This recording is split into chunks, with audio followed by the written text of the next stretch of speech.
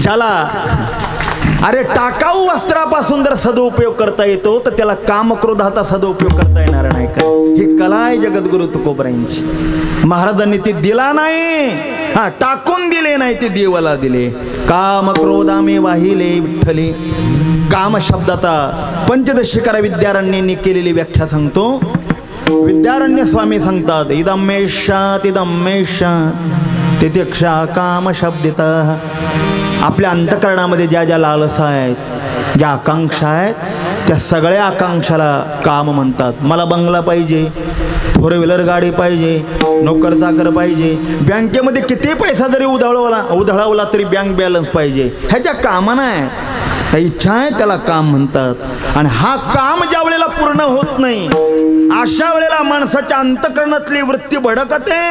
त्या भडकणाऱ्या वृत्तीला क्रोध म्हणतात. तुकोबराय सांगतात तो क्रोध आणि काम आम्ही देवाला दिला.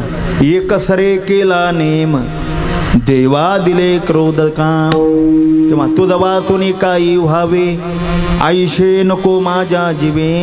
तुका म्हणे द्यावे दर्शन पायापे. काही ठेवलं नाही. रागावले ना जरी संत महाराज तरी देवालाच रागवतात. देवाशी काही भांडो भांडो. संत जनाबाई महाराजांनी काय शिव्या दिल्यात महाराज. अरे विठ्या मूळ मायेच्या कारट्या तुझे रांडरंडकी झाली. जन्म सावित्री चुडाल्याली तुझे गेले मढे. तुला पाहुणे काळ रडे उभे राहून अंगणी. शिव्या देते दाशे जणी. जरी संत रागवले ना तरी तो क्रोध देवाला देतात. महाराज सांगतात काम क्रोधामे वाहिले विठ्ठली. महाराज काम क्रोध जर देवाला दिले तर मग निर्विकार अंतःकरणामध्ये कोणाचं आकर्षण धारण केलं. महाराज सांगतात आवडी धरेले पायासावे आवडी धरेले. पायासावे आवडी धरेले. पायासावे आवडी धरेले. काम क्रोध मी वाहिले विठ्ठली. आवडी धरेले पायासावे आवडी धरेले पायासावे. काम क्रोध मी वाहिले विठ्ठली. आवडी धरेले पायासावे आवडी धरेले पायासावे.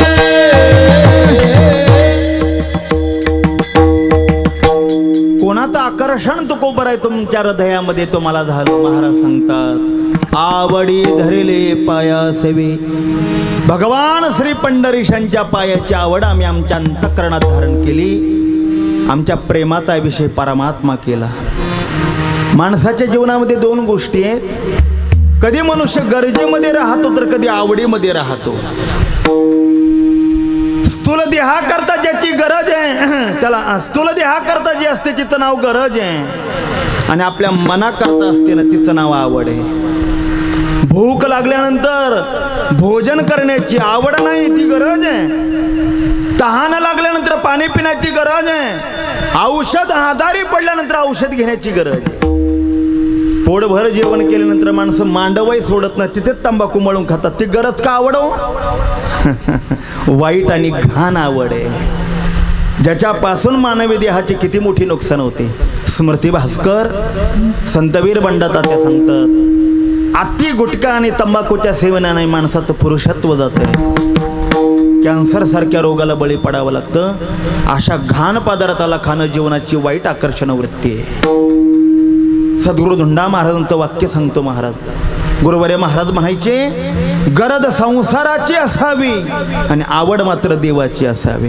निर्वाहा पुरते अन्नाच्या निर्वाहा पुरते अन्नाच्या निर्वाहा पुरते निर्वाहा पुरते अन्नाच्या. आश्रमाशी स्थान कोपी गुहा आश्रमाशी स्थान कोपी गुहा कोठेही चित्ताशी नसावे बंधन, कोठेही चित्ताशी नसावे बंधन. आश्रमाची स्थान कोटी गुहा, आश्रमाची स्थान कोटी गुहा, कोटी चित्ताची नसावे बंधन, कोटी चित्ताची नसावे बंधन. निर्वाहा पुरते शरीर जगविण्याकरता आणि टिकविण्याकरता अन्न वस्त्र आणि निवारा या तिघांची गरज आहे. आणि ही गरज देवाला मागावी तो आपला अधिकार आणि हक्क आहे. पण देवाला किती मागावे याची मात्र मर्यादा आहे. किती मागावं? साई इतना दीजिए मैं भूखा न रहू, अतिथी भूखा न जाय. हे देवा इतकं द्या, माझ्या घरातला घर कुटुंबातला एकही सदस्य उपवाशी राहता कामा नये. आणि माझ्या घरी जर एखादा अतिथी आला ना तर तो उपवाशी जाता कामा नये. हे प्रभू इतकं द्या, ही गरज आहे. पण आवड मात्र प्रभू चरणावर ठेवावी. का ठेवावी? याची अनेक कारण आहेत. पहिलं कारण आहे अपवित्र देहाला पवित्र करण्याचं सामर्थ्य देवाच्या श्रीचरणामध्ये. माणसाचा देह अनेक कारणाने अपवित्र होतो. त्याच्यातला धर्मशास्त्रातली 2 उदाहरणं सांगतो. पहिलं उदाहरण, स्नानाच्या अगोदर तेल लावून तदनंतर जर स्नान केलं तर अभ्यंग स्नानाचं पुण्य मिळतंय. पण स्नान करून लागली तर तेल लावल तर मग मंदिरामध्ये जायचं नाही. तो अपवित्र झालेला आहे, विटाळलेला आहे तो धर्मशास्त्राच्या दृष्टीने. म्हणून शहाण्या माणसाने अगोदर स्नान करावं, देवाची देवपूजा करावी आणि तदनंतर मग तेल लावावं, नाही तर तो अपवित्र आहे. अपवित्र होण्याचे अनेक कारण आहे. दुसरं एक कारण सांगतो, माणसाने एकाच वेळेला कटिंग आणि दाढी करावी. नाही जर एका वेळेला करता आली तर कमी कमी कटिंग आणि दाढी केल्यानंतर स्नान करावं. त्याचं कारण आहे, वस्ताऱ्यासारखं शस्त्र अंगाला लागल्यानंतर देह पवित्र होतो. हा अपवित्र झालेला देहाला पवित्र करण्याकरता एकच उपाय आहे, ते म्हणजे स्नान आहे. आता लोक म्हणतील महाराज तुमचं राहू द्या. मुंबईसारख्या शहरात 11 12 वाजेपर्यंत हेअर कटिंग सलून उघडे असतात. लोक खुशाल दाड्या करतात. आंघोळ काय पायही धुत नाही, तसेच माणसात बसतात. नाही त्या विटाळा खंड सोवळा. पण ह्या गोष्टी धर्मशास्त्राच्या दृष्टिकोनातून पाळल्या पाहिजे. अनेक कारणाने देह पवित्र होतो. या अपवित्र झालेल्या देहाला पवित्र करण्याकरता गंगेत स्नान करावं लागतं. स्नान आपण सामान्य आहोत, गंगेत स्नान करण्याकरता आपल्याला जमणार नाही. मग काय करावं? त्याच्याकरता भक्तिशास्त्रामध्ये उपाय असा, पांडुरंगाच्या डाव्या पायामध्ये गंगेचा वास आहे. मला गंगा ही पांडुरंगाच्या डाव्या पायामध्ये विराजमान आहे. सद्भाविकाने पांडुरंगाच्या डाव्या पायाचं दर्शन घेतल्याबरोबर त्याला गंगेचं स्नान घडतं. परिणामतः त्याचा पवित्रपणा जाऊन मनुष्य पवित्र होतो. म्हणून तुकोबराय सांगतात, आवडी धरली पायास हवे. पहिलं कारण. दुसरं कारण आहे, देवाच्या श्रीचरणामध्ये वैभव लक्ष्मीचा वास आहे. लक्ष्मी मिळविण्याची ताकद, दारिद्र्य घालवण्याचं ताकद देवाच्या पायामध्ये. काही सामुद्रिक आहेत मला पायामध्ये.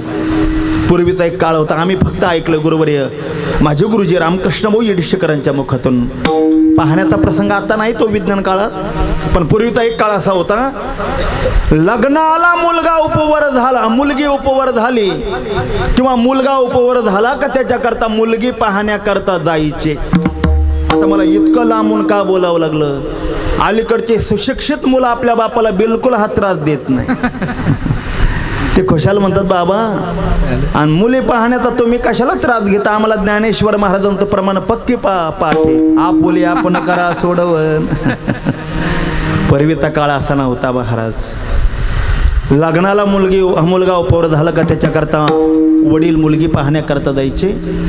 तिच्या वडिलांना सांगायचे, हो मुलीचे पाय धुवून आणा, पण पाय पुसू नका, ओल्या पायानेच मुलीला घेऊन या. ओल्या पायाने ज्या वेळेला मुलगी यायची ना लक्ष्मीपूजन करता, त्यावेळेला फरशांची व्यवस्था नव्हती महाराज. सारवलेल्या जमिनीवर मुलीच्या ओल्या पायाचे ठसे पडले का क्रांतदर्शी पुरुष ओळखायचा मुलगी सुलक्षणे का दुर्दैवी. कोणाच्या पायाचे ठसे कसे आहेत मला माहिती असून देखील मी कीर्तनात सांगणार नाही, कारण एखाद्यावर अन्याय होण्याची शक्यता ना करता येणार नाही. मी देवाच्या पायाची लक्षणं सांगतो. नाथ महाराज सांगतात ध्वजांकुशावरत बरे खा दोन्ही पायी पद्म देखा. कधी पंढरीला आलात तर या पांडुरंगाच्या उजव्या पायावर पहा. पांडुरंगाच्या उजव्या पायावर ध्वजा आणि अंकुशी 2 चिन्ह आहेत आणि पांडुरंगाच्या डाव्या पायावर 2 आडव्या रेषा आहेत. त्याला ऊर्ध्व रेषा म्हणतात आणि 2 पद्म आहेत. तिथं जर पाहिलं नाही मिळालं तर आळंदीला या. ज्ञानोबरांच्या विनामंडपामध्ये प्रज्ञाचक्षु समन्वय महर्षी श्री गुलाबराव महाराजांनी पद्मासन घातलेला श्री ज्ञानदेवांचा फोटो काढलेला आहे. ज्ञानोबराय पांडुरंगाचेच अवतार असल्यामुळे ज्ञानोबरांच्या उजव्या पायावर ध्वज आणि अंकुशी 2 चिन्ह आहेत आणि ज्ञानोबरांच्या डाव्या पायावर 2 ऊर्ध्व रेषा आणि 2 पद्म आहेत. हे 4 सामुद्रिक ज्याच्या पायाजवळ आहेत ज्ञानोबराय बोलतात ती पाय धुवावयाची दैवा पात्र झाली. अरे लक्ष्मी ज्याची पाय धुते पाय लक्ष्मीचा हाती, पाय लक्ष्मीचा हाती, पाय लक्ष्मीचा हाती, पाय लक्ष्मीचा हाती. तिसियावे का कुलती, तिसियावे का कुलती, तिसियावे का कुलती, तिसियावे का कुलती. वेगी आनावा तोहारी, वेगी आनावा तोहारी, वेगी आनावा तोहारी, वेगी आनावा तोहारी. ज्याच्या पायावर प्रत्यक्षात लक्ष्मीचा वास आहे अशा पायाचा आश्रय केल्यानंतर मनुष्याचं दारिद्र्य जातं तो वैभवान होतो. आणि महत्वाचं कारण सांगेल देवाच्या पायातून अहंकार घालवण्याचा फार मोठा आविर्भाव आहे. अहंकार जातो देवाच्या पायातून. देवाला कामी पुरुष आवडतो महाराज, देवाला क्रोधी पुरुष आवडतो, पण देवाचा आणि अहंकाराचं इतकं वैमनस्य देवाला यत्किंचित अभिमानी मनुष्य आवडत नाही. हा अहंकार घालविण्याकरता देवाच्या पायामध्ये फार मोठा महिमा आहे. प्रसंग सांगून जाईल. 700 वर्षापूर्वी सोलापूर जिल्ह्यामध्ये पंढरपूर तालुक्यात मंगळवेढा नावाचं गाव, इथे श्यामा नावाची वेश्या राहत होती. श्यामा, या श्यामा वेश्याला कानोपात्रा नावाची मुलगी झाली. उकुरड्यावरच तुळस जन्माला आली महाराज. कान्होपात्रा इतकी सुंदर होती, तिचा इतिहास सांगितला जातो. तिने जर तोंडातून जर पानाचा विणा जर घातला तर तो घशातून दिसत होता महाराज. घशातून आपलं म्हशीच्या कातड्यासारखं रट कातडा असतं तरी इतका स्वाभिमान आपल्या कातड्याचा आपल्याला नको नको ते सौंदर्य प्रसाधन वापरतो. ती कान्होपात्र होती महाराज. जगदीशाने इतकं सुंदर सौंदर्य तिला दिलं होतं. पण नियम असा आहे, देवाने काही शक्ती दिल्यानंतर त्याच्यातून अहंकार निर्माण होतो. अधिक पैसा मिळाला का पैशाचा उन्माद होतो. खूप दिवस सत्तेवर राहिला का उन्माद होतो. गुण, कला, ज्ञान सगळ्या गोष्टी मिळाल्या का कधी कधी कधी माणसाला उन्माद होतो. त्याचं कारण आहे, आमची गुरुजी म्हणायचे गाईचं शेण खाली पडल्याबरोबर ते फुपाटा घेऊन जसं वर येतं ना, तसं गुणाच्या पोटातच अवगुण जन्माला येतो. काहींचा सुप्त राहातून काहींचा प्रगट होतो, इतकाच फरक आहे. पण होतो महाराज. कान्होपात्रेला अहंकार झालेला होता. मी इतकी सुंदर आहे आणि इतक्या सुंदर माझ्यासारख्या मुलीला मला जर सुंदर पुरुष मिळाला तर लग्न विवाह करणार, नाही तर मी अविवाहित राहणार. बराचसा काळ निघून गेलेला होता. कान्होपात्रेला इतका सुंदर पुरुष मिळाला नाही. पूर्व पुण्य उदयाला आलं, पण कान्होपात्रेचं कार्तिकीची महावारी पंढरीची म्हणून मंगळवेढ्याचे सगळे वारकरी पडशा, पताका, टाळ मृदंगाच्या आनंदामध्ये पंढरीची वाटचाल करू लागले. वेश्येच्या बाहेर, आणि वेश्येचं घर म्हणून कान्होपात्राचं घर वेश्येच्या बाहेर होतं. आनंदाने नाचणाऱ्या वारकऱ्यांना पाहिलं, कान्होपात्रा जवळ आली. बाबा हो, किती आनंद आहे तुमच्या चेहऱ्यावर, कुठे निघाला तितक्या आनंदाने. वारकऱ्याने सांगितलं, कान्होपात्रे पंढरीला. काय तिथे? तिथे असे देव उभा, दिसे समचरणाची शोभा. कान्होपात्र्याने आपला प्रश्न विचारला पहिला. वारकरी बाबा बाकीचं जाऊ द्या, तुम्ही ज्याच्या दर्शनाला निघाला तो सुंदर आहे का? असं म्हटल्यानंतर महाराज वारकरी म्हणू लागले, हे कान्होपात्रे, राजस सुकुमार मदनाचा. अगं ज्याचा उजवा डोळा म्हणजे सूर्य आणि ज्याचा डावा डोळा म्हणजे चंद्र आहे, ज्याच्या स्वतःच्या प्रकाशाने विश्व प्रकाशित होतं, इतका तो तेजपुंज आहे, इतका जर तो सुंदर आहे ना, कानोपात्रेने विचार केला तोच मला पती करायचा, दुसरा नाही, तोच माझा पती आहे, मी येऊ का? वारकऱ्याने सांगितलं चला आमच्या बरोबर. दरपोस दरमुक्काम पंढरपूरला आले. पुण्यश्रीला अमृतवाहिनी चंद्रभाग्य कृष्ण प्रेममूर्ती नामदेव महाराजांचं कीर्तन ऐकलं. कान्होपात्रेंसहित वारकरी पांडुरंगाच्या दर्शनाला निघाले. आपल्याकडे पद्धती पांडुरंगाच्या दर्शनाची, डोक्यावरता पागोट टोपी सगळं जे असेल ते व्यवधान बाजूला करावं लागतं आणि तशा डोक्याने दर्शन घ्यावं लागतं. अन्यथा शरणम नास्ति त्वमेव शरणम मम तस्मात् कारुण्य भावेन रक्ष रक्ष परमेश्वर.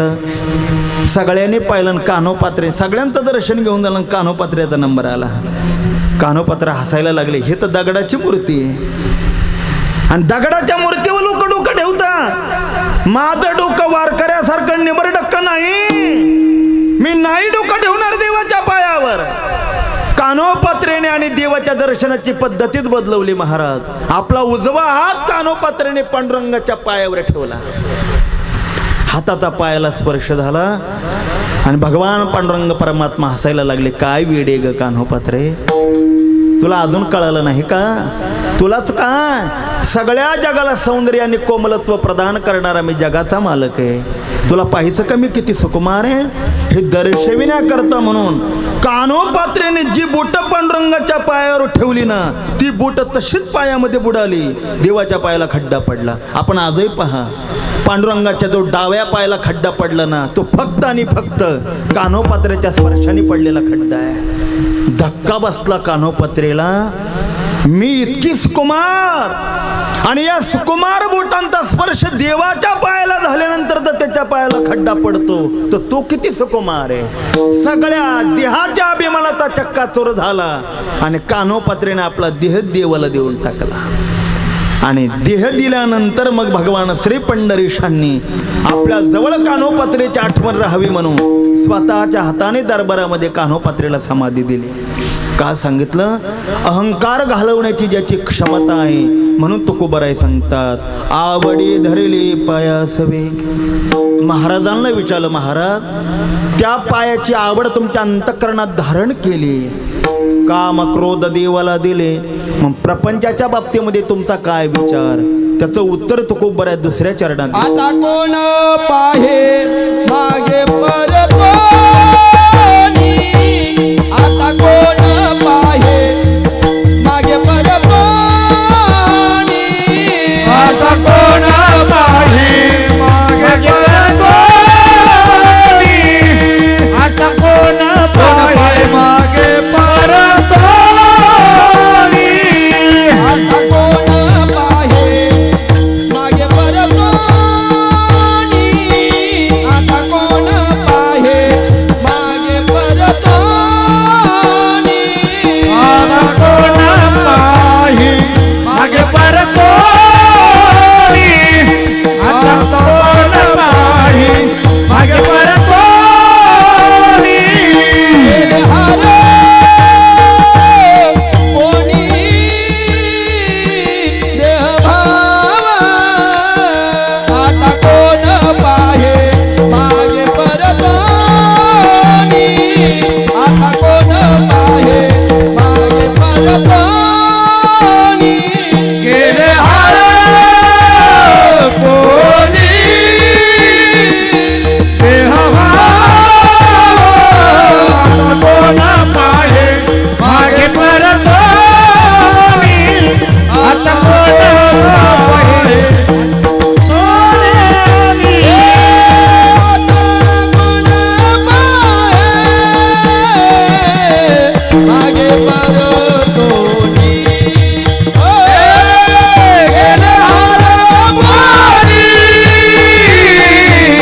गेले हार कोणी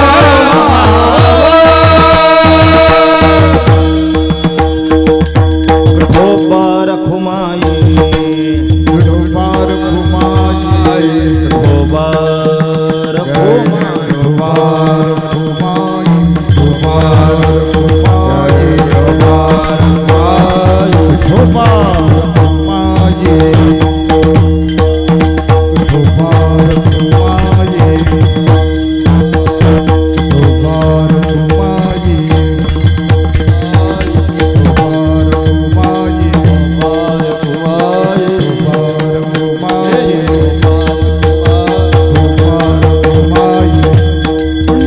कवरदारी विठ्ठल विज्ञानदेव तुकाराम हरिनाथ भगवान की जय ज्ञानेश्वर महाराज जगद्गुरु तुकाराम महाराज की जय सद्गुरु दोघ महाराज विठोबार विठोबार माये विठोबार माये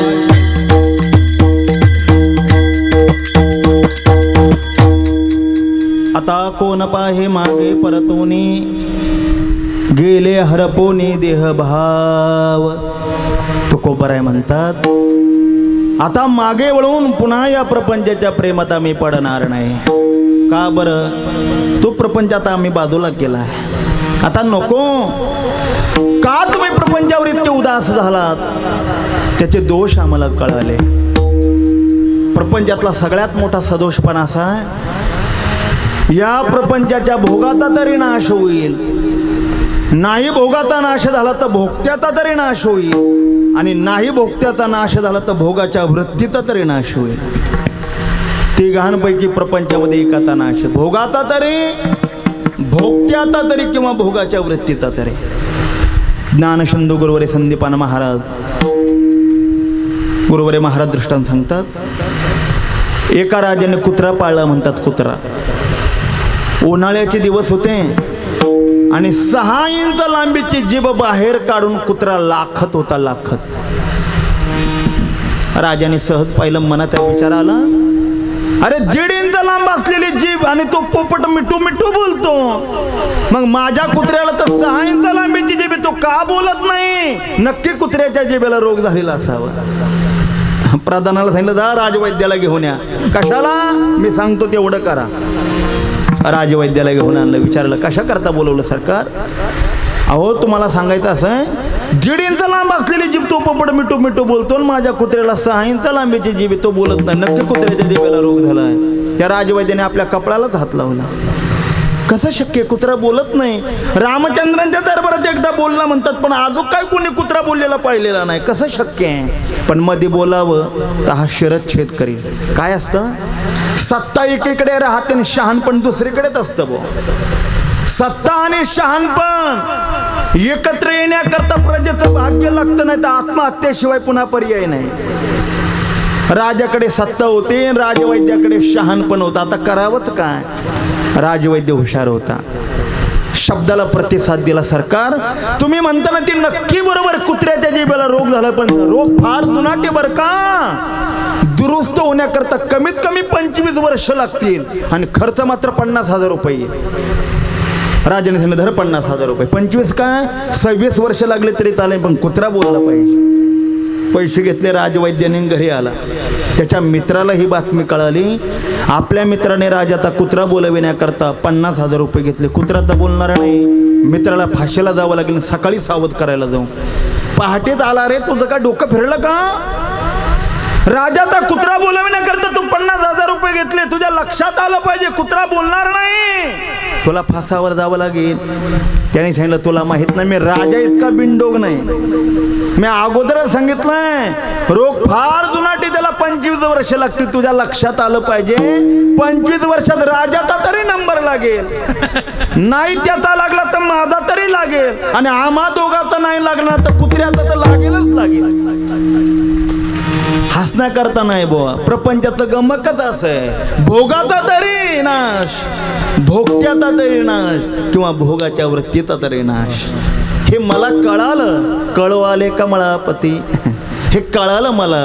आणि म्हणून आता कोण पाहे मागे परतोनी, आता नाही पलीकडे जाणार. का बरं? त्याचं दुसरं कारण आहे. आता कोण पाहे मागे परतोनी, गेले हरपोनी देहभाव. आमचा देहभाव हरपला म्हणतात. भावाचे 3 प्रकार आहेत. विचार करण्यात का वेळ शिल्लक नाही, 5 मिनिटे शिल्लक आहेत. प्रपंचाच्या दृष्टिकोनातून देहभाव निर्माण होतोय, ब्रह्मज्ञानाच्या दृष्टिकोनातून ब्रह्मभाव तयार होतो आणि भक्तीच्या दृष्टिकोनातून प्रेम भाव उत्पन्न होतो. विठ्ठल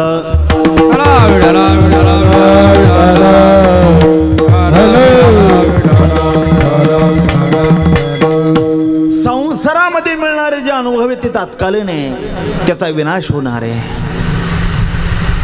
तो संसारातला जो भाव आहे त्याने देहभावाचा विचार होत नाही. दुसरा ब्रह्मभाव आहे महाराज. निष्काम कर्माने उपासनेच्या द्वारा अंतकरण शुद्धी झाल्यानंतर सद्गुरु ज्या वेळेला तत्वमसी महावाक्याचा बोध देऊन शिष्याच्या आज्ञाचक्रामध्ये दोन भुवयांच्यामध्ये हे आज्ञाचक्र याला भेदक आणि वेदक वृत्तीने पाहतात आणि पाहिल्यानंतर त्याच्या जीवनामध्ये इतका परिणाम होतो, विश्वाचा बात जगाचा लय होऊन वृत्ती आत्मस्वरूपापर्यंत जाते आणि तदेको वशिष्ठ शिव केवलो, तो आपल्या आत्मस्वरूपामध्ये जातो. असहज मी आंधळा गा निज निराकार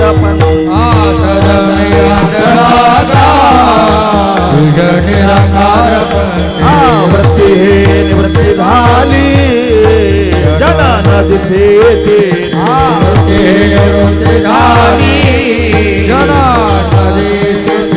आम्ही माझे हरपले ठाई जेथे जाते माझे हरपले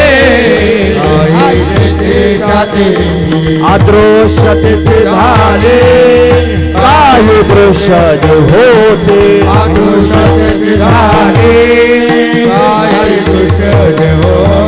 अदृश्यतेचे झाले काही दृश्यज होते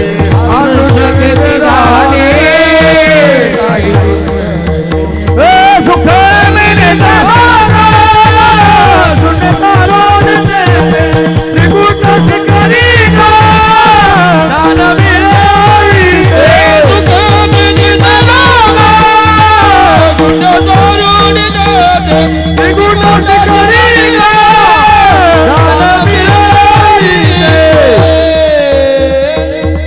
ब्रह्मभाव प्राप्त झालेल्या महापुरुषाला जग जगरूपाने दिसत नाही महाराज. जगनो हे अवघा जनार्दन, त्याला जिकडे तिकडे परमात्मा दिसतो.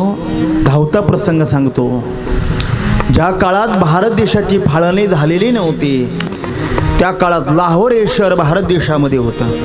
आता ती पाकिस्तानची राजधानी आहे. या लाहोर शहरामध्ये लाहोरच्या युनिव्हर्सिटीमध्ये गणितशास्त्राचे प्राध्यापक होते, त्यांचं नाव होतं तीर्थराम. सगळ्या शास्त्र गणितशास्त्र किचकट आहे, पण ज्या तीर्थरामांचा गणितशास्त्र हा डाव्या हाताचा मळ होता. एके दिवशी कॉलेज संपलं, दुपारच्या वेळेला असाच एक लाहोर शहरामध्ये सत्संग चालू होता आणि पाहायला आले काय चाललंय. सत्संगाचा विचार होता, आता जागा रे भाईनो जागा, जागा झोपू नका. अज्ञान घोर अंधकारामध्ये आपण झोपलेला. कळो येईल अंतकाळी प्राण प्रयाणाची वेळी राहती निराळे रांडापुरी सकळ. या शब्दाचा वृत्तीवर परिणाम झाला.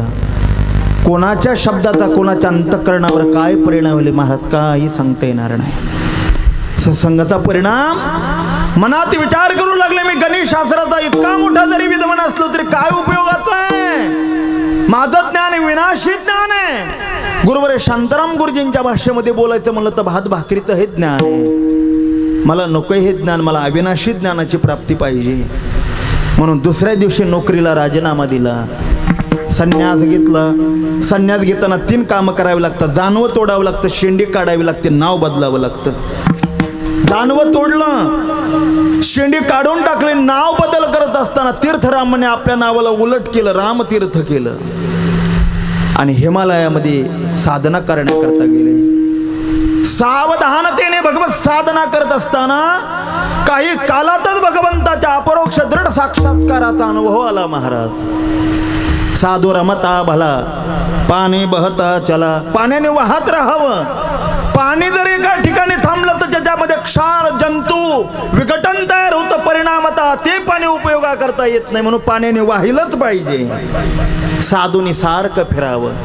साधू जर एका जागी थांबला तर जगात आत्मकल्याण थांबलं जातं. साधूंनी फिरावं म्हणून हिमालयातून आणि रामतीर्थ खाली उतरले. दिल्ली शहरामध्ये आले, एका धर्मशाळेमध्ये झोपले. पहाटे पहाटे पंच उषक्काल अंधारच जरा झावळ होती. अशा काळात यमुनेच्या स्नानाला गेले. स्नान करून परत येत असताना रस्ता चुकले आणि चुकून एका वेश्येच्या गल्लीला गेले. प्रकार असा, एक वेश्या माडीतून वरून खाली त्यांच्याकडे पाहत होते आणि खालून वर ते तिच्याकडे पाहत होते. बराच वेळ झालेला होता. एका सदग्रस्तांनी पाहिलं, साधू आहेत, रस्ता चुकलेले असावेत म्हणून आपण सावध करावं म्हणून विचारलं, स्वामीजी आपण काय बरं पाहता?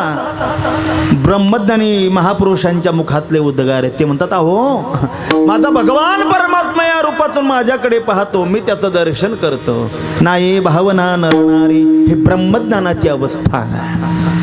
आणि तिसरा आहे तो प्रेमभाव आहे. भगवत भक्तीमध्ये नामचिंतन करता करता प्रेमभाव इतका उल्हासित होतो महाराज, इतका वाढला जातो. ज्ञानोबराय सांगतात, का वर्षाकाळी सरिता जैशी चढोला गे पंडुसुता, का नीच नवी भजता श्रद्धा दिशे. ही भक्तवत भक्ताच्या प्रेमाची, भक्तीची प्रेमाची वृत्ती आमची वृद्धिंगत झाली आणि परिणाम संसार मावळला कसा मावळवीत विश्वाभास. नवल उदयाला चंडांश अद्वयाजनी प्रकाश वंदू आता. आणि म्हणून भगवंताच्या श्रीमुखाला पाहिलं, भगवत भक्तीचा प्रेमानंद वृद्धिंगत झाला आणि आता मात्र देहभाव संपला. देहभाव हरपला. तुझं पाहता विठ्ठल. महाराजांना विचारलं, मग रिद्धी सिद्धीच्या बाबतीत तुमचा काय विचार? महाराज सांगतात, रिद्धी सिद्धी सुखी हानितल्या लाथ. भगवत भक्ती करत असताना जसं जसं आपण देवाच्या जवळ जाऊ तशा तशा काही शक्ती आपल्याला आपणहून प्राप्त होतात. सिद्धी म्हणजे सामर्थ्य आणि रिद्धी म्हणजे ऐश्वर्य. ह्या सिद्धी आणि सिद्धीचा मात्र भगवत भक्त उपयोग करत नाही, त्याला बाजूला टाकून देतात. तेथे या प्राकृत कोण मानी. मग महाराजांना विचारलं, महाराज जीवनामध्ये इतकं विशाल अंतःकरणाच्या व्यापकत्वाचा तुम्हाला अनुभव आला, त्याचं कारण काय? महाराज सांगतात, तो का म्हणे आम्ही विठोबाचे दास, करुणे ठेलो ग्रास ब्रह्मांडाचा. आम्ही भगवान श्री पंढरीशंत दास्यत्व स्वीकारलं. एक लक्षात ठेवा, देवाचा दास होणं म्हणजे शोषण होत नाही, ते पोषण होत आहे. देवाचा दास होणं म्हणजे देवाचा एक प्रकारचा मालक आहे.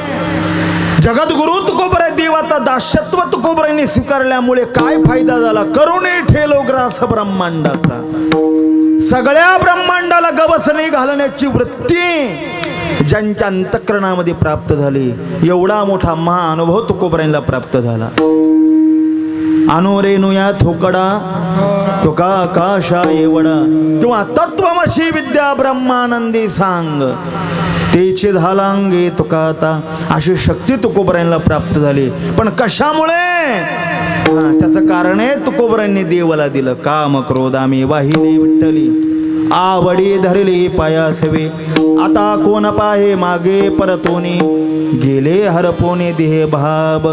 श्री गुरु ज्ञानेश्वर माऊली ज्ञानराज माऊली तुकाराम. ज्ञानेश्वर माऊली ज्ञानराज माऊली, ज्ञानेश्वर माऊली ज्ञानराज माऊली तुकाराम. ज्ञानेश्वर माऊली ज्ञानराज माऊली ज्ञानेश्वर माऊली ज्ञानराज माऊली तुकाराम. ज्ञानेश्वर माऊली ज्ञानराज माऊली, ज्ञानेश्वर माऊली ज्ञानराज माऊली तुकाराम. ज्ञानेश्वर माऊली ज्ञानराज माऊली. काम क्रोध आम्ही वाहिले विठ्ठले, आवडी धरले पायासवे. आता कोण पाहे मागे परतोनी, गेले हरपोनी देह भाव. श्री संत ज्ञानोबराय सेवा भावी ट्रस्टच्या वतीने समापन्न झालेल्या 13व्या वर्षाच्या भक्ती महोत्सवाच्या वाटचालीमध्ये माझ्याहीसारख्या एका सामान्य साधकाला सेवा अवगाहन करण्याची संधी दिली. जी दिली त्या सेवाभावी ट्रस्टचे अध्यक्ष शिरोळे साहेब, सचिव साहेब यांच्याद्वारे ही सेवा अवगाहन करण्याची संधी मिळाली. जे काही जगद्गुरु तुकोबरायांच्या अभंगावर बोलण्याचा काही प्रयत्न केला माझं नसून स्वानंद सुखनिवासी गुरुनाम गुरु सद्गुरु जोग महाराज यांच्या वारकरी शिक्षण संस्थेमध्ये श्री गुरुजनांच्या चरणसामिप्यामध्ये बसून जे काही मिळालं, आले या कपाळा थोडे बहु, आपल्या बुद्धीमध्ये साठवलं ते आपल्या पुढे प्रगट केलं. जे योग आहे ते सद्गुरू जोग महाराजांच्या वारकरी शिक्षण संस्थेचं आहे. झालेली चिंतन शिवा वैष्णवाग्र गणेश श्री ज्ञानी यांचे राजे अलंकापूर निवासी साधकांचे मायबाप श्री ज्ञानोबरायांच्या जगद्गुरु श्री तुकोबरायांच्या रुक्मिणी पांडुरंग परमात्म्याच्या श्री चरणारविंदी वाक्पुष्प सेवा समर्पण करून इथे थांबतो. तुझे केले तुमच्या समर्पणी पायी झालो उतराई पांडुरंगा सेवे माझी जमादारा कृपा करा सेवटे. चाल म्हणायची तू का म्हणे आम्ही विठोबाचे दास, तू का म्हणे आम्ही विठोबाचे दास,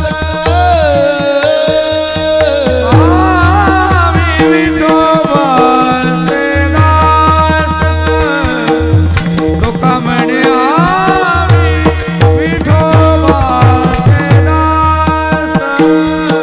तू का म्हणे आम्ही विठोबाचे दास, तू का म्हणे आम्ही विठोबाचे दास, तुका म्हणे आम्ही विठोबाचे दास, तुका म्हणे आम्ही विठोबाचे दास. करुणी ठेलो ग्रास ब्रह्मांडाचा, करुणी ठेलो ग्रास ब्रह्मांडाचा, आता कोण पाये मागे परतोनी, आता कोण पाये मागे परतोनी. करुणी ठेलो ग्रास ब्रह्मांडाचा, करुणी ठेलो ग्रास ब्रह्मांडाचा, आता कोण पाहे मागे परतोनी, आता कोण पाहे मागे परतोनी. गेले हार पोणी देहभाव, देहभाव, गेले हार पोणी देहभाव,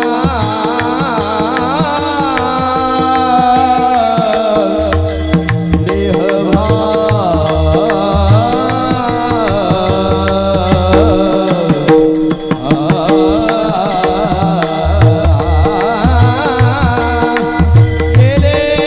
हार पोणी, गेले हार पोणी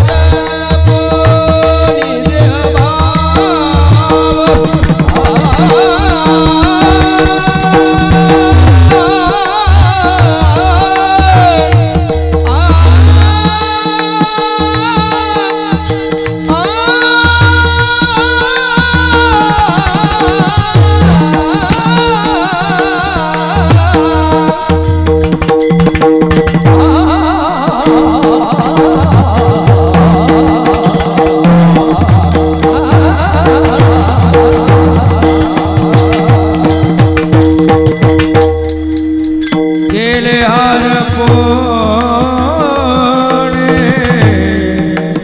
देहभाव, देहभाव,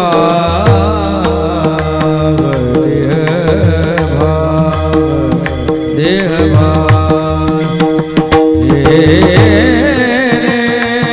हार पोणे देहभाव,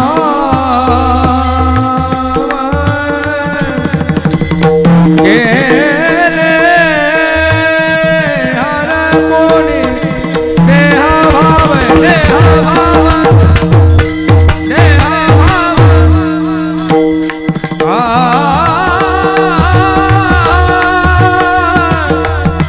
आ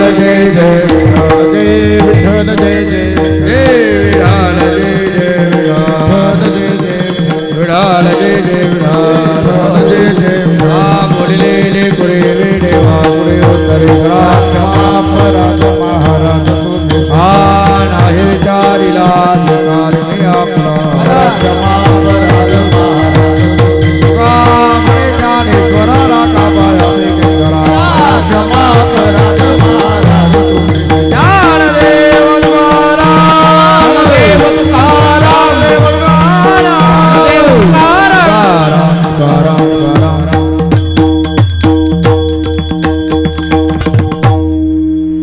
श्री संत ज्ञानोबराय सेवाभावी संस्थेच्या वतीनं चालत असलेला अखंड हरिनाम सप्ताह आणि आजच्या 6व्या दिवसाचं जे कीर्तन पुष्प ज्यांनी वाहिलं त्यांचा थोडक्यात परिचय तुम्हाला सांगतो. ऋषिकेश तीर्थक्षेत्रामध्ये ज्यांनी शास्त्री पदवी धारण केली, त्यानंतर ऋषिकेश आध्यात्मिक संस्था परभणीमध्ये ते स्वतः चालवत आहेत आणि ते पण निष्काम भावनेने, निष्काम सेवेने. त्याच्यामध्ये त्यांचं अध्ययन अध्यापक दोन्हीच प्रकारचं त्यांचं ते काम आहे. असं मोठं कार्य ते आज आपल्या महाराष्ट्रामध्ये करतायत. ते पण कोणतेही वर्गणी न घेता, कोणताही मोबदला न घेता, अगदी विनामूल्य अशा भावनेतून सगळ्या विद्यार्थ्यांना ते घडवत आहेत. जे जे विद्यार्थी त्या ठिकाणी शिकायला येतात त्या विद्यार्थ्यांचं सगळं ते खर्च ते चालवत आहेत, करतायत. अशा प्रकारचं कार्य त्यांच्या हातून घडते आज. आणि असं आपल्याला जे नेतृत्व मिळालं आजच्या आपल्या ह्या सेवेसाठी आपल्या सगळ्यांचं भाग्य म्हणायला हरकत नाही. महाराजांना फोन केला ती तयार झाली. त्यांनी कधीच म्हटलं नाही मी